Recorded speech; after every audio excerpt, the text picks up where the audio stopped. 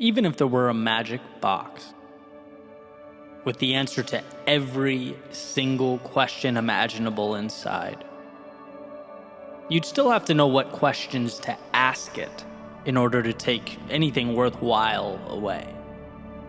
The output is only going to be as valuable as the input. But why won't the world just give me what I want? Why can't I have something new? Why won't life grant me a fresh start? Well, the question worth reflecting upon is, what are you doing to prompt the change? What are your inputs? The jukebox only plays the song you select. What are you selecting? And I say this because my expectations are sometimes inclined to diverge from the actions that I take. Right? There can be a gap between what I want and what I'm actually spending my time doing. A gap that without the necessary time and attention widens. But what we want to do is close that gap. We want to take the ideal on one side and the real on the other and squeeze them as close together as possible. That requires, though, that you recognize and take control of your inputs. A friend of mine in the medical field and I were talking about weight loss not too long ago. And something he said that stuck with me, he says, yeah, weight loss can be complex. There's certainly variability, but there's a simple underlying truth to all of it. If you burn more calories than you take in through eating, your body will lose weight. It's inevitable. You're creating a deficit. Simple. Your input controls your output. Now we can move to personal finance, something everyone can relate to. If you spend less than you make, you'll have money left over to save. Again, personal finance also has its nuance. There are certainly plenty of variables. But this piece will always be true. If you want to increase your savings, you can either make more or spend less. Your decisions here, your inputs here, will dictate your output. And so I think it's worth calling our attention to those things we're doing day in and day out. And I'm talking about the most basic of things. Are they contributing to what you want most or not? That's why I reference my whiteboard list so often, right? Incredibly simple, which I think is what we need. One column on the left is your goals, the things that you want. The other column on the right is what you're doing to bring about what you want. What are your actions? And if you make that list and notice that your days wildly deviate from that list, there's a problem. Either you're wasting your time with meaningless action, or you've selected the wrong goals. You can wildly change the results you get by tweaking the actions you make, or inputs, as I've called them here. And here's an example. This is an adversary I've been dancing around for a decade now. I have injury problems. Talk about it all the time. Left ankle, right knee, left elbow, right shoulder. I'm constantly working around these things until inevitably something happens and I have to take a step back and rest and rehab it, right? But what did I do? I saw a physical therapist. Definitely a valuable input, but not enough. I'm consistently working on my diet. Valuable input, but again, not enough. Hydration, right? Gallon of water a day. Valuable input, but not enough. I decided not too long ago to take yoga seriously, be obnoxiously serious about it. I'm going almost every day, and I think, I don't want to speak too soon, but I think I'm seeing something that I haven't seen in a decade. I feel good, and I'm able to do some weight training that previously I really couldn't. The output here is finally starting to look like I want it to look. But here's the thing, right? It's been so frustrating over the years. Like, I get so angry with the situation that I forget that I have control over the outcome. Right? It just seems like when you've exhausted so much time and energy, like it's beyond you. And it's like, no, there are still your inputs creating your outputs, and you can continue to change those things. Don't stop trying, testing. And that's really it. And I mean, this is such a basic concept. It's so almost painfully simple. But as I like to say, the wheels don't fall off the wagon when we get the minor details wrong. No, it's when we're getting the basic things wrong. That's when we lose ourselves. That's when we fall off track. And that simple input and output idea is amazing to me because it waters all that seemingly complex stuff down into the simple. Right? It puts the power in our hands to do something about it. Even when it's frustrating, even when we feel like we've exhausted all our options, no, there's always more. Why? Because you put something in, you get something out. If you don't like what's coming out, change what's going in. You are your own experiment. You are responsible for closing that gap between the real and the ideal. If the people you're spending your time with don't make you feel good or bring you down, adjust the inputs. If you aren't happy with your financial situation, adjust the inputs. If you aren't happy with your physique or overall health, adjust the inputs. If your business or platform or personal brand isn't evolving the way you'd like it to, stop blindly repeating what you're doing day in and day out and adjust the inputs. The real world results will change right in front of your eyes. Not because anything was given to you, but because your persistence, your adaptability, and your commitment to growth demanded it.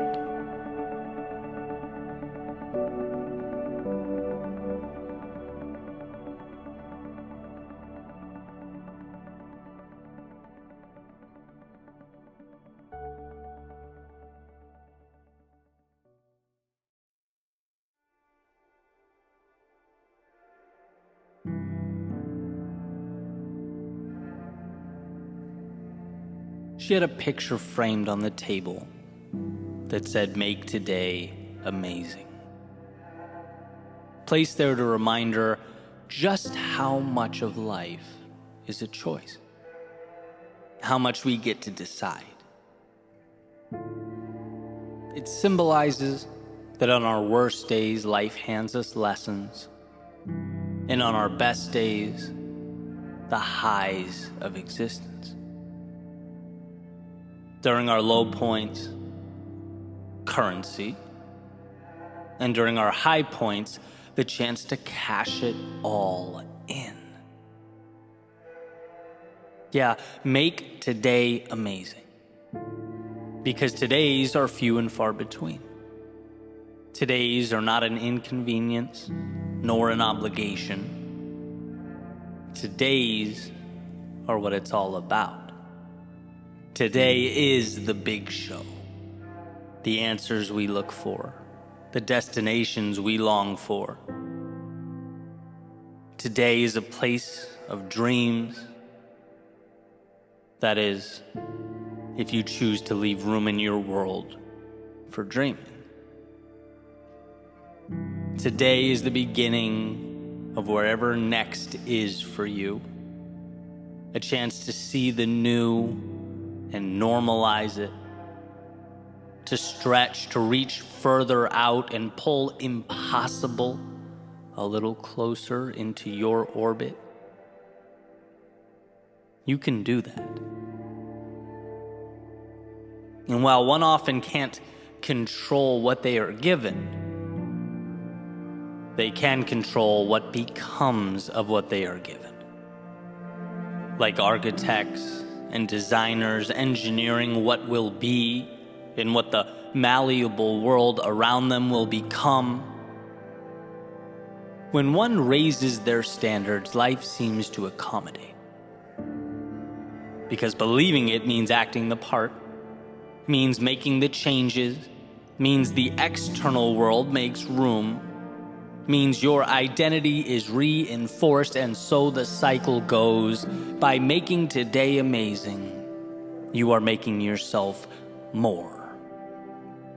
Decisions are the beginning of all things. See, very rarely is the tool in and of itself the differentiator. It's the vision that pulls us through. And if you take something arbitrary, say a hammer, there's no way to, based upon its existence, determine what it will mean or what will become of it. A hammer can be an agent of chaos. It can smash and shatter and destroy. It can be the thing used to tear down. Or it can be what builds. It can connect. It can alter and redefine so that something, when all is said and done, is brought into an existence that never was. It was never the tool. It was how the eyes viewed the tool. It was the vision that designated the roles that made today amazing. And the reason we all need this reminder, as far as I can tell, is because the difficult things just so happen to be the meaningful things. Because we are fighting not against some little rule or idea we picked up along the way. We are fighting against our DNA, against thousands and thousands of years of evolution. Because the fear that kept our ancestors alert and alive now in a totally new world keeps us contained and our talents minimized.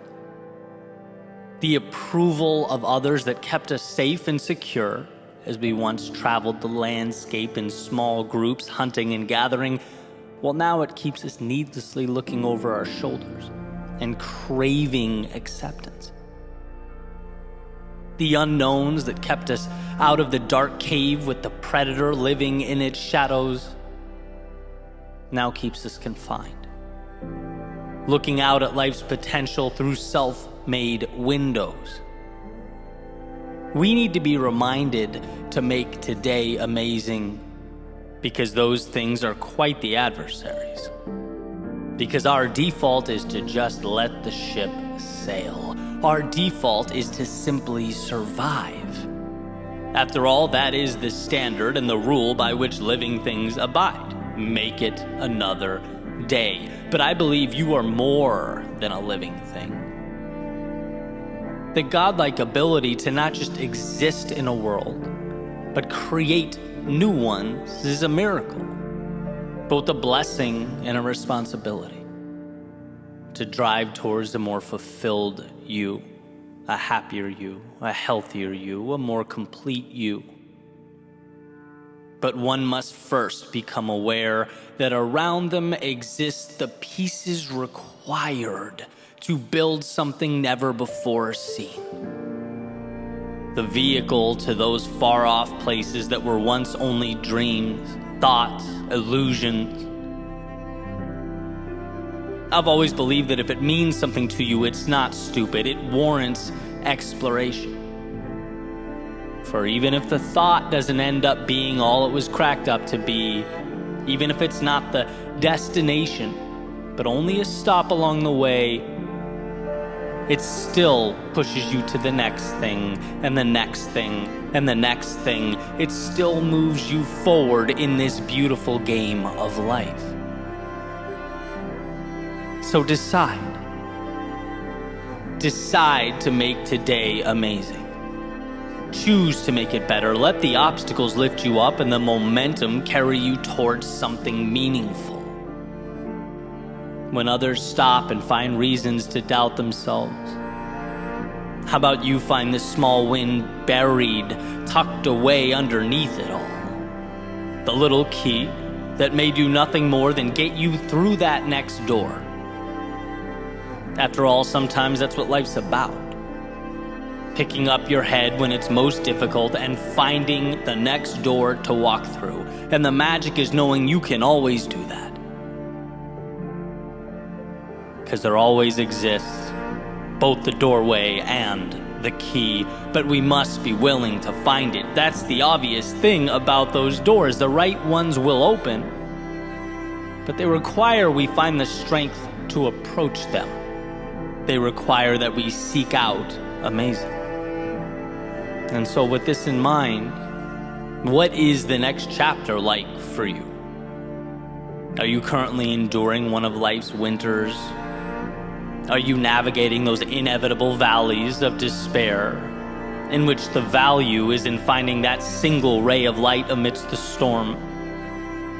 Looking within yourself for the courage to take one more step forward, and another, are you seeking out that spark that will reignite the fire in you? Because it's there, so long as you choose to make today amazing.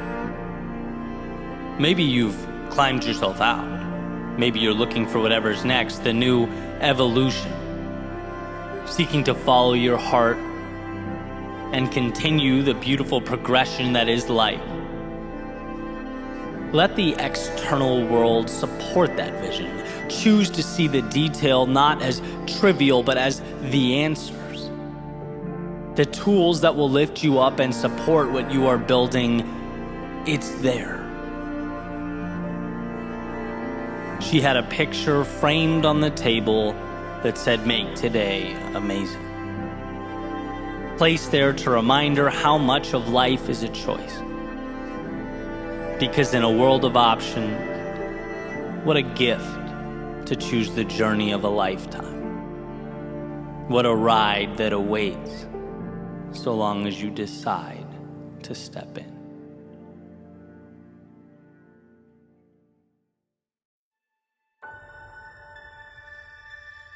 The most important promises are the ones you make to yourself. Of all the people on planet Earth, it's most critical that you believe you. That when you commit, you show up. When you make plans, you follow through. When you tell yourself you'll do something, you actually do it. Here's what's interesting. Being that this is, I believe, the North Star, I'm consistently chasing down this standard, right? Trying to be better and better and better at following through. As I clearly think we all should, but keeping promises to yourself is different than keeping promises to others. When you let other people down, especially those close to you, you feel the social repercussions. And for human beings, negative social repercussions are painful. We care greatly about our reputation. Don't want to let others down. Don't want to be known as the person who doesn't show up. And that's incentive enough to push us towards following through with others. But with yourself, where do the repercussions go? What are the consequences? You tell yourself, today is the day. I'm starting, beginning, trying something new. And then you don't. There's no phone call with someone on the other end saying, "Hey, where were you? Hey, you promised. Hey, you owed me this." No, when we break promises to ourselves, it seems like the situation, after maybe a second or two of disappointment, just floats away into the ether. It feels as though there is no substantial cost. But I actually think those broken promises stick around. I think we wear them. We feel them. We see them when we look in the mirror. And sure, maybe there isn't that friend or family member staring us down with disappointment in their eyes. but how we see ourselves changes. Every broken promise to yourself reinforces the idea that not having high standards is okay. Every time we let ourselves down, it supports a narrative that being let down is normal, par for the course. If you don't show up for you, it begs the question, why should others show up for you? Why should others follow through when you wouldn't even do it for yourself? I've always believed that so many facets of life start internally and are projected out.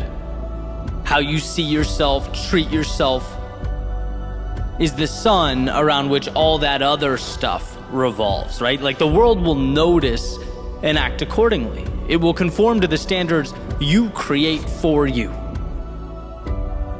So let's work on those standards. Let's make it so there's skin in the game. So that when we break promises to ourselves, say, not today, or this is good enough for now, that we understand the magnitude of those decisions. Because they're not insignificant. They're crucial. And sometimes we have to highlight the consequences of what we don't do. Sometimes we have to make ourselves truly feel the opportunities we let slip away, as though we did actually hold them in the palms of our hands. There is a price to letting yourself down, and perhaps there's power in quantifying it. There's an idea that, life isn't really you versus anyone or anything else. It's you versus you. And just like you would never let a stranger talk down to you or tear you apart, why would it be okay for you to talk that way to yourself? Right? Like if a friend says he's going to meet you for coffee at 7 a.m. every morning and never shows up, in what world would you keep driving there, sitting down, waiting, brushing it off, and rinse, repeat? Of course not. You'd look around and go, this is crazy, I don't deserve this, I'm better than this. Your defenses would kick in, you'd make adjustments. And just as you shouldn't tolerate it from someone else, you shouldn't tolerate it from yourself, because you're better than that. Growth is a game of 1, identifying what's important, 2, creating small steps that move you in that direction, and 3, following through on those steps. Right? That's the formula. Being there for yourself when you fall. Hey, get back up, right? Falling is an indicator of progress, courage, and strength. Being there for yourself when you don't want to. Hey, I know you're tired. I know this doesn't seem fun right now, but you committed, and think about how good it's going to feel when you're done. Being there for yourself when you know there's more in you, but that voice in your head is tempting you to pack it all in or call it a day. Hey, it doesn't matter what that voice in your head says. There is no negotiating. You already made up your mind. See, there's power in simplicity.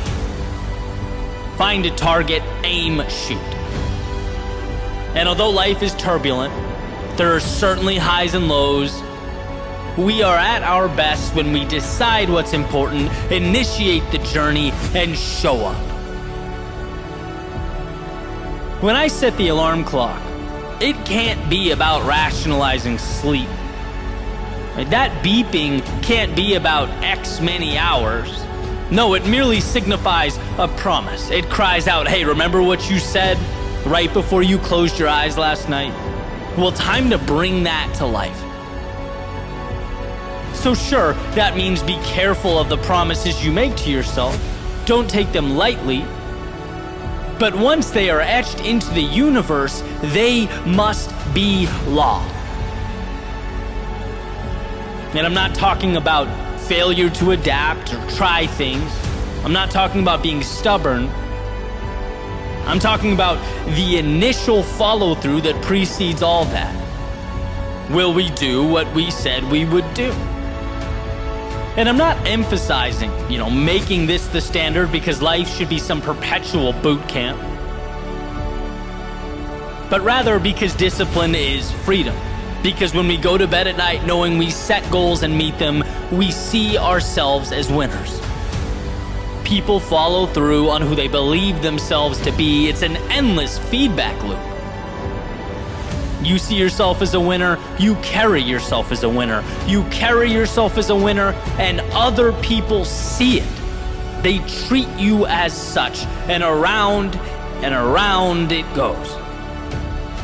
So when you feel like skipping or procrastinating or quitting on yourself, remember that it's not just that immediate moment at stake.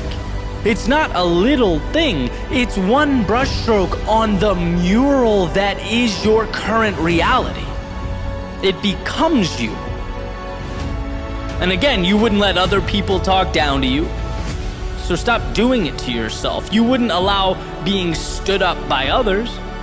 So stop doing that to yourself. Become the king or queen of your own empire. Rule over yourself like it all matters, because it does. To keep the promises you make to yourself is playing offense.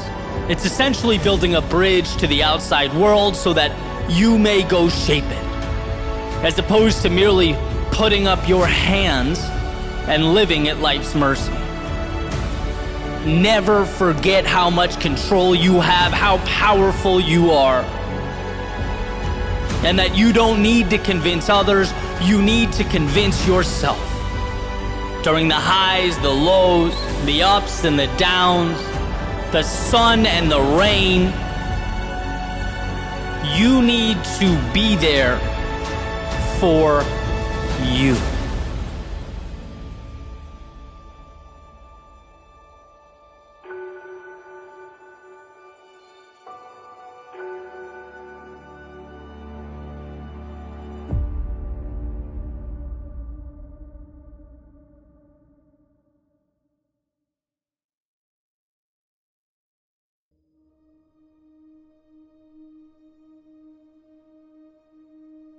The road to this moment wasn't an easy one. There were times where you thought you knew, but simply didn't. There were plans made that drastically differed from the ones fate had prepared. There were days that made you question yourself, your beliefs, that made you ask, what is my purpose? Look, to live is to have felt these things, asked these questions, to have seen firsthand the discrepancy between what we draw up and how life unfolds. And I think about this discrepancy often. The swings and misses, they hurt. You know, that quick shiver you feel down your spine when thinking about the wrong turns made.